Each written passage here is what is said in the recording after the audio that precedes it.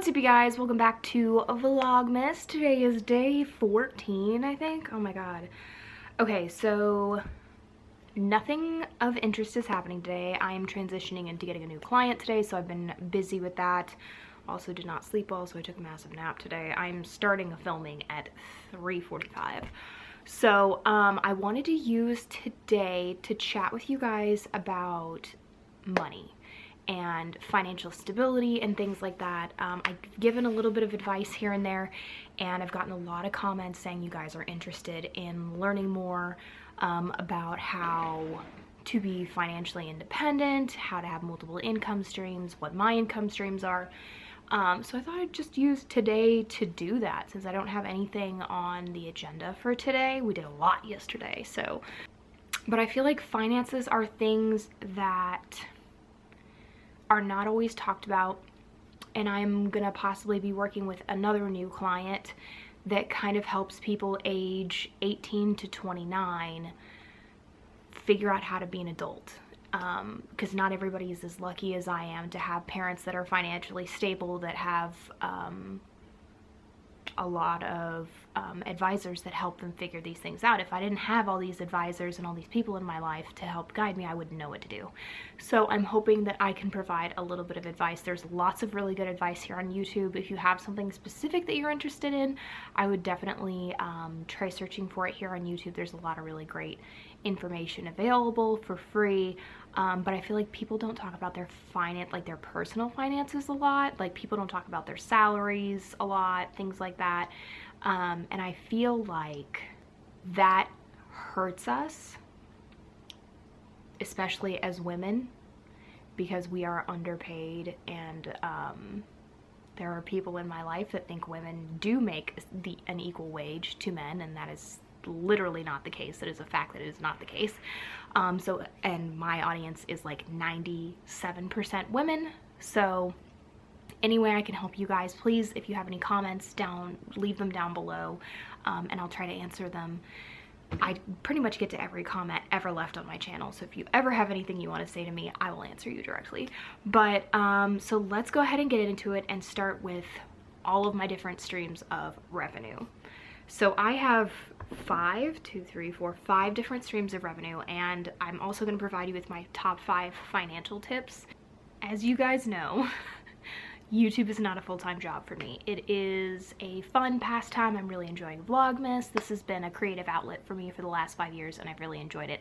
But my full-time job is a grant writer. I have 2 degrees in nonprofit business. I have a bachelor's and a graduate master's degree, a master's of public administration with an emphasis in nonprofit management. And I love my job. So I work for a consulting firm that helps nonprofits fundraise when they need additional help, or they're between employees. So say they don't have somebody to write grants for them, but they're in the process of hiring someone. They need somebody to hold them over till they find that person. That's something my company does. My company will do all the grant writing for a client if they need to outsource it, because it is oftentimes cheaper to do that. And they know that with a company like mine, you get professionals that are strategically trained and qualified to write grants, and we have very high return on investment for our clients. So we bring in millions and millions of dollars for our clients every year, and it is really exciting to work with nonprofits, but not directly in one. I have worked directly in nonprofits before. I did that for the first 4 or 5 years of my career. I was donor development director, grant writer, things like that. And it is really, really hard to work in a nonprofit itself. And there's a lot of scrutiny for working in nonprofits. There's a lot of misconceptions about the nonprofit sector that I'm not going to get into. But I will be, once I get all of my client base solidified, I'll be making almost double what I was making at my last firm. I was severely underpaid at my last firm. So getting laid off in June from them actually worked to my advantage. My guess is it'll take me till second quarter of next year before I'm making about what I was making last year, and then maybe third or fourth quarter to be making more like double, which is very, very exciting. But it also means that I will be working hourly instead of salary for the first time as well. And it means that, I mean, the more money I make means I'm working more hours, which also means making a bigger impact, which is really exciting. So it is exciting to get paid for what you are worth, which is a huge thing in the nonprofit sector. Everyone in the nonprofit sector pretty much is underpaid.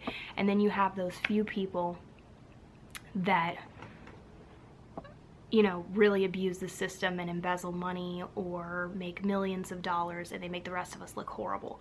And that is just not how the sector works. But regardless, I am a for-profit grant writer working for nonprofits, if that makes sense.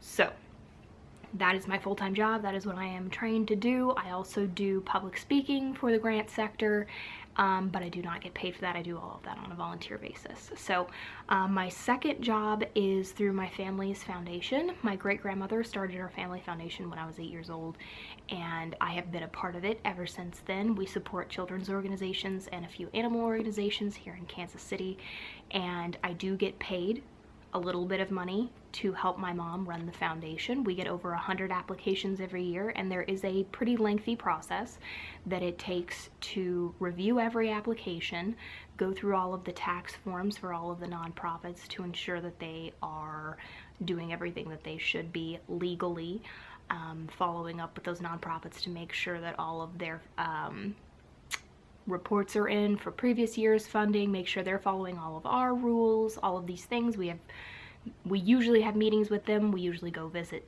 the sites of the locations where the programming is happening. Sometimes we even get to meet the kids that we're helping support, or the animals, which is really exciting. We didn't get to do that this year, but it's a really, really cool job, and it is legal for foundation employees to take a paycheck. It's a small one, but we put in a lot of work. Our season is March to September, and I only make money during March and September, and it is more heavy in the summer when we're reviewing applications. The spring is kind of when we start getting applications, and then we review them in the summer and cut our checks in September. And if you have any questions about that, let me know. There is a lot of, again, misinformation on if foundation employees should make money, but we're doing a job like anybody else. You know what I mean? It takes a lot of effort. Unless you've done it, it's hard to know how much work and how much effort it takes, especially for someone like my mom, who's the executive director, who is a florist by trade and not a nonprofit professional. She had to learn how to do all of this, and I commend her for being able to pick up this sector, which is unlike any other sector, and run with it and run this foundation so well. So that is my second income source. I'm doing these in order by the amounts, essentially. Poshmark is my next biggest revenue stream. It is not a large revenue stream, but it is as much as I put into it, if that makes sense. I make more money if I put more effort into it. And lately, with my regular job, my grant writing job, while I have been transitioning into this new job and they're getting me clients and slowly getting me more hours, I put more effort into Poshmark because I know that that revenue stream is there. I also have had my eyes open in the last few months about how many items that are donated are actually still put into landfills, and so I have actually been selling more items on Poshmark than I normally would, just to see if I can reduce the amount of waste that I am creating when I get rid of things from my house. ThreadUp kind of fits into this area, but I don't have ThreadUp on this list right now because they're not accepting boxes of things. That used to be a revenue source for me. I used it mainly to shop on their website with, because there's all of these fees if you take the money off the site, and I've made maybe like $500–600 off of ThreadUp and then used it on their website, which is great. It's a good shopping income source, but yeah, ThreadUp's not on the list right now, but Poshmark definitely is. And since I don't usually buy to resell on Poshmark, occasionally I'll find something that's a really cool item that I can get for a really good price and I'll flip it, but I would say I maybe flip 10 to 20 items a year. I am not a reseller. like as a profession, and I am selling my own items at far less than what they're worth. I don't have to pay income tax on it, if you're wondering, because that is something you have to think about. If you're going to resell on Poshmark or eBay, you do have to pay income tax on it because it is your job. But since I'm just reselling our own stuff that I didn't buy to flip, and it is significantly cheaper than, I mean, you're taking a loss essentially when you take a loss like that. You pay full price for something and you take a loss, that's one thing. But if you go to the thrift store, pay $5 for something and flip it for 20, and you do that enough to make a full-time salary on Poshmark, you have to pay income tax. I hope that that makes sense. There's lots of videos on that. I had to look that up. I had to ask my accountant. I also asked my other financial advisor. So Poshmark is a revenue stream for me as well, especially right now. I literally just made a $100 sale, which is exciting, today. So I shipped 2 items out today, and I have a bundle of 9 items that I'm going to be sending out tomorrow, which I'm going to wrap up after I finish this video for you guys. So then of course YouTube is my next largest income stream. It's my smallest income stream. I mean, to be totally transparent with you guys, I probably make $100 on YouTube every other month. So to put that into perspective, that is kind of what comes out of this. Just enough to have to pay income tax on it, just enough. But I'm hoping maybe next year we can get up to 10,000 subscribers, get my views up. I've been working really, really hard on improving this channel and trying to grow it and grow our warrior crew. But yeah, so YouTube is not a main source of income for me. It is mostly money that I use to put into our vacation savings account, and that's kind of all it is. It's like extra cash that I get here and there. So then the last revenue stream, I have it on here listed last, even though it probably should be number 1, is my investments. I have a lot of investments. I'm very lucky that I come from a family where they started a college fund for me. I also have a trust fund. I'm a trust fund baby, but I do not use any of that money. I don't touch it. That's a tip that's not on here. Don't touch it. If you have it, don't touch it. Just leave it there. Let it grow. The market in the last couple of months has been incredible. It did not start out well, and we lost some money this year, and then in the last few months things have really turned around, and I made quite a bit of money, which has been really great, because as I mentioned, my job right now is not making me a whole lot of money, so I can pull from the profit my investments have made to cover the difference. And that has really helped me not panic this year when I lost my job and when I was looking for work and things like that, and while things are slow with the job as well. So my investments have been invaluable to me. There is a lot of information out there on investments, how to start investing, and I would definitely say if you want to start investing, you should. I think that it's been life-changing for me, and I'm very, very lucky that my parents started my investments for me when I was so young. I have done the same thing for my niece and nephew. They both have college funds already, and they are growing steadily every year. And that is just one form of investments. That's one form of my investments that I still have. I had a college fund. I made sure that I graduated early from both of my programs, and I had money left over, and that got turned into more investments. It allowed me to buy a Mercedes at age 23. It allowed me to purchase this house that I'm sitting in right now. And I still have money left over because it was managed correctly, and I don't touch it if I don't have to. This year is the first year I've really had to touch it, and I don't plan on messing with any of my stuff or pulling money from it in the future unless I absolutely have to. If you have kids, I would highly recommend starting investments for them if you can. Even just starting with a savings account and then seeing if you can move that into the market so it can grow. You really don't get a whole lot out of a savings account. It's great. Everybody should have a savings account. I actually have on my top 5 financial tips, I have one all about savings accounts that we're gonna get to, but I think if you can get into the market, that is where you're going to see the most return. And I know that can be really scary, but I think it's definitely been critical for me. Okay, so let's get into my top 5 financial tips. I'll try to make this a little bit faster because I'm talking your ear off. But number 1 is what I've already done: diversify your income. If 2020 has taught us anything, it is that we need to have other sources of income in case we lose one of them, which is why I was able to lean so heavily on my investments, on my Poshmark, and that helped me make it through when my main job, my main source of income, fell through. Number 2 is to set financial goals. People are significantly more likely to hit their goals if they write them down and to initially set them. So you could set a big goal like remove your student debt, pay off your student debt. That's our financial goal for Brett for this next year. And or you could do something small. Like one of my small financial goals is to purchase a Dyson fan. I want one of these really tall fancy fans for our bedroom, but it's like $300 or $400, and that is ridiculous, and I'm gonna wait for it to go on sale, but I need to have saved up the money to do that. So I mean, or if you want to buy a house or you want to move out and get into an apartment, I mean, figure out what financial goals you want for the next year or the next 2 or 3 years. I don't think you should set goals longer than 2 or 3 years because things change so much, and things have been changing so drastically, especially financially, in the last year.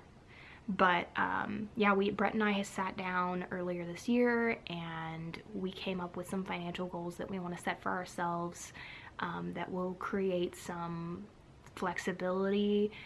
It will allow us to take more trips when we can do that eventually. We both want new cars, even though we were able to pay ours off this year, so we set a few years down the line when we would like to have a new car each.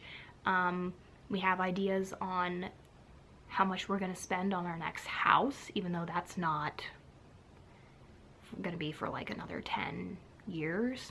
But it's good to have those things in mind. You really need to think that far out, especially if you're in my age bracket. I feel like you need to think that far out with those really big goals, but know that you need that flexibility and set the things that you really want to do for that 1 or 2, 3 year mark. Number 3 is snowballing your debts. I think this is, oh my god, what is that guy's name? Dave Ramsey. Yes, Dave Ramsey came up with, or has told a lot of people about, the snowballing effect. Essentially, if you have multiple debts, when you pay one of them off, you roll that same dollar amount into the next debt. So say we were paying $500 on my car and $500 on Brett's car. We pay off Brett's car, we put $1,000 into my car a month, since we're already used to paying $1,000 for those 2 car debts, and it pays off the second one faster. I highly recommend snowballing. You can look into that more on YouTube. That has helped us eliminate a lot of our little things here and there. Like I paid off 2 credit cards this week, and some medical bills that I had after my surgery, some medical bills I had after the blood clots in my lungs. I was able to snowball and get rid of those more quickly. Number 4 is, as I mentioned before, have multiple savings accounts. We have a joint savings account, I have an individual savings account, and we have a vacation savings account. That way you can drop things in and automatically you'll have money for different things that you need when you need them. I know a lot of people, I've seen one woman I looked at online had 10 different savings accounts. I think that's a little bit insane. But you know, we try to put a certain dollar amount into our vacation fund so that when we go out of town, we have a budget, we know what we can spend, and the money is already set aside. Things like that really, really help. Or just have 2 savings accounts. One is for your main thing, and then the second one is for your goal thing. So I could use my second savings account for that Dyson fan, put $10 a month into it until I get there automatically. Whenever I get like YouTube money, I could put extra money into that and then get what I want faster, those kinds of things. But when you have a separate area for something and it's not just sitting in a giant area, it is easier to see how you've allocated your funds and how you can get to your goal faster. And then the last one is to ask for help. If you need financial advice, ask. If you know somebody in your life that has really great financial stability, ask them how they did it. If you don't, there are lots of resources online to connect you with those people. There's lots of resources on YouTube on ideas that you can do for whatever specific problems you have. I could not have gotten where I am without the financial advisors that I have in my life. They are critical to my financial stability, and I profusely thank them every time I talk to them. I actually talked to my one financial advisor last week about my current investments, how they're doing, and it has created an environment where I no longer have to panic when crazy things happen. So I hope this was helpful a little bit. If you have questions, please leave them down in the comments below. Hopefully tomorrow we'll do something more Christmassy, but I wanted to take this opportunity to share a few things that I jotted down with you guys. So that is what I have for you. I hope you guys will subscribe for the rest of Vlogmas, help me hit 10,000 subscribers, and I'll catch you tomorrow. Love you, Warrior Crew.